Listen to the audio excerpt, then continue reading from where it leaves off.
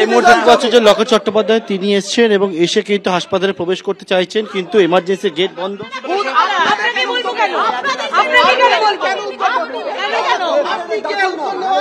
আপনি ভেতরে কেন আর আমরা বাইরে কেন? দেখুন দেখুন, এখানে আপনি বলুন এটা বন্ধ, পুলিশ ভেতরে বলছে আমরা কিছু জানি না। এটা এমার্জেন্সি 24 ঘন্টার জন্য খোলা থাকে। আজকে যদি কোনো পেশেন্ট আসে ভেতরে ঢুকতে যায়, যখন কেউ দেখাতে চাই, কি করে ঢুকবো? পুলিশ বলছে আমরা কিছু জানি না, অথচ পুলিশ বাইরে ভেতরে বসে আছে আর সাধারণ মানুষ বাইরে। পুলিশ ভেতরে, সাধারণ মানুষ বাইরে। বুঝতে পারছেন কি অবস্থা? ওপরে নির্দেশে চলছে কাউকে কোনো জায়গায় ঢুকতে দেওয়া হবে না, কেউ কোনো জায়গায় যেতে পারবেন না। তালিবানি শাসন চলছে এখানে।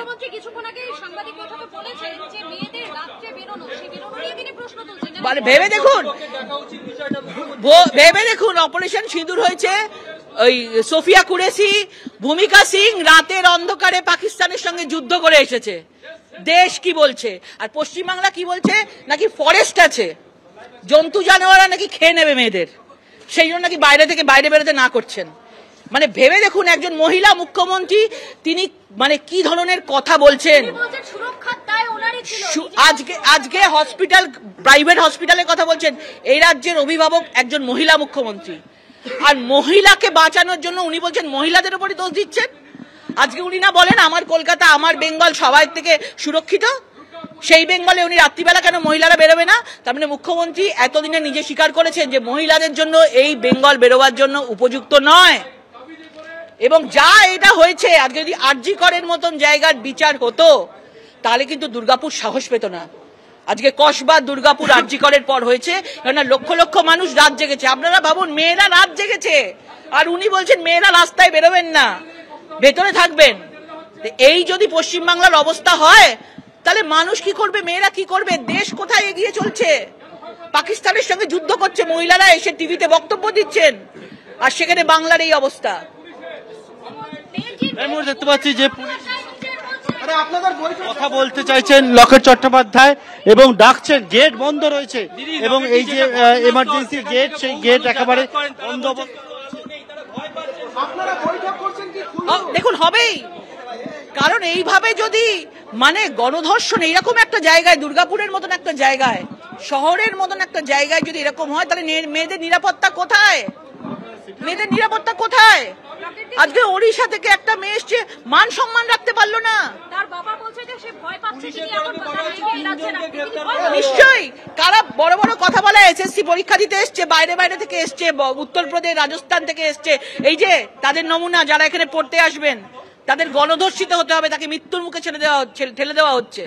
বাংলায় কেউ আসবে না, লজ্জা করছে না? ওসব আইওয়াস, ওসব আইওয়াস দেখানো হবে, ওদের দিয়ে ভোট করাবে, দেখবেন 1 মাস পরে মানুষও ভুলে গেছে, এরাও ভুলে গিয়ে ছেড়ে দেবে। ওদের দিয়ে ভোট করাতে হবে না?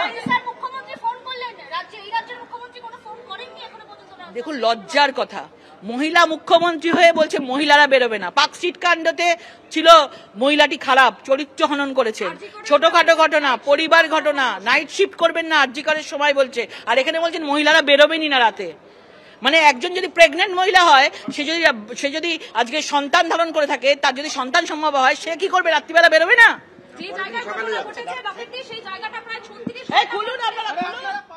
আপনারা দেখতে পাচ্ছেন লকেট চট্টোপাধ্যায়ের সহ বিজেপির নেতা নেত্রীরা তারা বিক্ষোভ দেখাচ্ছেন দুর্গাপুরে আইকিউ সিটি হাসপাতালের সামনে।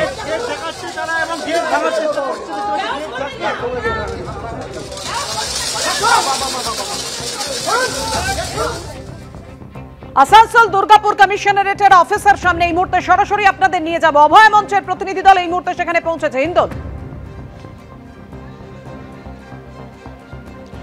একেবারে আসানসোল দুর্গাপুর পুলিশ কমিশনারেটের ডিসি ইস্টের অফিসের সামনে ইতিমধ্যেই অভয় মঞ্চের যেই সদস্যরা যারা আইকিউ সিটি হসপিটালে বিক্ষোভ দেখাচ্ছিলেন তারা সেখানে ছিলেন, সেখান থেকে তারা সরাসরি ডিসি অফিসে চলে এসছেন।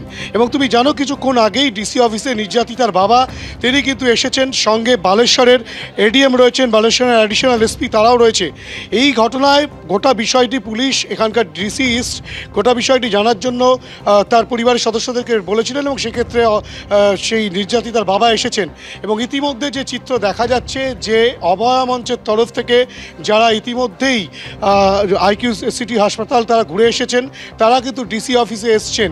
এই যে নির্যাতনের ঘটনা ঘটলো, এই যে গণধর্ষণের অভিযোগ উঠেছে, এই যে গোটা ঘটনা, সেই ঘটনার পরিপ্রেক্ষিতে পুলিশের কি বক্তব্য, পুলিশের কাছ থেকে কিন্তু তারা সেটা জানতে চান।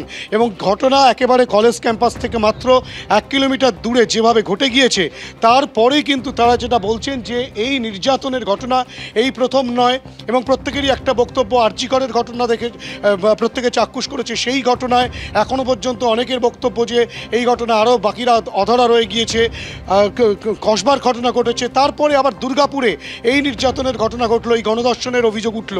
ইতিমধ্যেই কিন্তু যে চিত্র দেখা যাচ্ছে যে অভয়া মঞ্চের সদস্য তারা কিন্তু ইতিমধ্যে থানায় ডিসি অফিসে প্রবেশ করেছেন, হাসপাতাল থেকে তারা ডিসি অফিসে এসছেন এবং তারা কিন্তু ডিসির সঙ্গে গোটা বিষয় নিয়ে আলোচনা করবেন এবং তার পরবর্তী ক্ষেত্রে তারা তাদের পদক্ষেপ স্থির করবেন, তেমনটাই তাদের তরফ থেকে জানা যাচ্ছে।